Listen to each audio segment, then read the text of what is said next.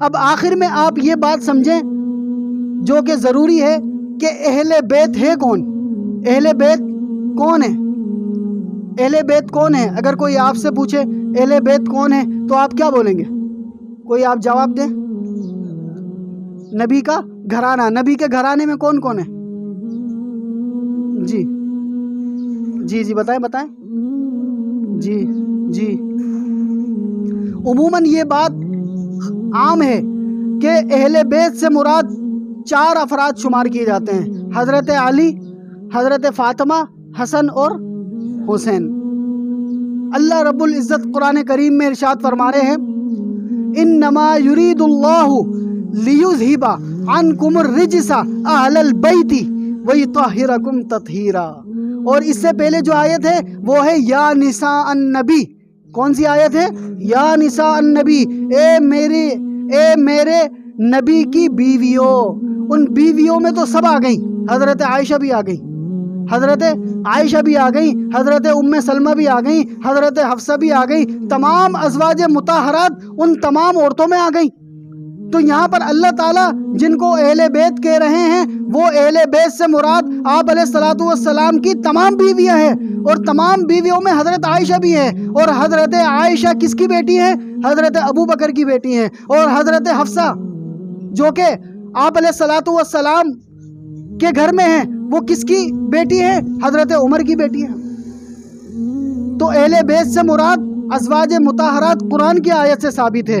ایک مرتبہ آپ علیہ الصلوۃ والسلام جب یہ قرآن کی آیت نازل ہوئی تو ام سلمہ اور حضرت عائشہ رضی اللہ تعالی عنہما سے روایت ہے کہ دیکھا کہ آپ علیہ الصلوۃ والسلام نے حضرت علی کو بلایا، فاطمہ کو بلایا، حسن حسین کو بلایا، اور ایک چادر لی اور اس چادر کو اپنے اوپر ڈالا اور اندر ایک دعا کرنے لگے۔ وہ کون سی دعا تھی؟ وہ یہ دعا تھی: اے اللہ یہ بھی میرے اہل ہیں، یہ بھی میرے اہل بیت ہیں، یا اللہ ان کو بھی پاک صاف کر دے اور ان کو بھی اہل بیت میں شمار کر لے۔ اب آپ کے سامنے جو اہل بیت بتایا جاتا ہے وہ یہ والا بتایا جاتا ہے: فاطمہ، علی، فاطمہ، حسن اور حسین۔ اور قرآن کی آیت جن کو اہل بیت بول رہی ہے وہ تو ازواج مطہرات ہیں۔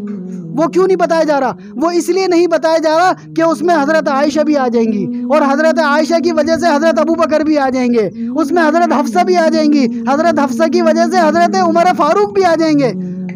اور بیٹیوں میں تو صرف فاطمہ نہیں ہے بلکہ ام کلثوم بھی ہیں اور رقیہ بھی ہیں، ان کی کیوں نہیں بتاتے؟ کیوں ان کی وجہ سے عثمان بھی آ جائیں گے۔ تو میرے عزیزوں، اہل بیت سے مراد صحابہ کرام میں اور جن کی بیٹیاں ہیں وہ بھی شمار ہیں، اور جو اہل بیت حضرت علی، حسن، حسین، فاطمہ وہ بھی مراد ہیں۔ اہل سنت والجماعت کا یہ عقیدہ ہے کہ ہم ان تمام کو اہل بیت مانتے ہیں۔ جن کو قرآن نے اہل بیت کہا وہ بھی اہل بیت ہیں، جن کو آپ علیہ الصلوۃ والسلام نے اہل بیت کے لیے دعا کی وہ بھی اہل بیت ہیں۔ اسی وجہ سے آپ کو اہل سنت والجماعت کے اندر ابو بکر بھی ملیں گے، علی بھی ملیں گے، حسن بھی ملیں گے، حسین بھی ملیں گے، اور عورتوں کے اندر عائشہ بھی ملیں گی، فاطمہ بھی ملے گی۔ ٹھیک ہے، سمجھ آیا اہل بیت سے کون مراد ہے؟ یہ سب مراد ہیں۔ درس قرآن، درس حدیث، اصلاحی بیانات، فقہی مسائل اور وظائف کے لیے مفتی ابو بکر انصاری کے چینل کو سبسکرائب